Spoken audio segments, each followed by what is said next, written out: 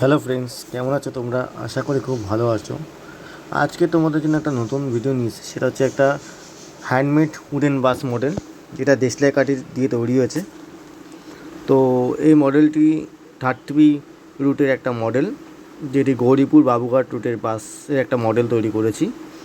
তো কেমন হয়েছে তোমরা প্লিজ কমেন্ট করে তোমরা জানাও।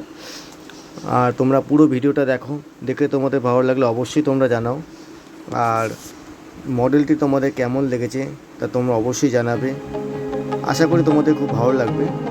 তো প্লিজ তোমরা পুরো ভিডিওটা দেখো।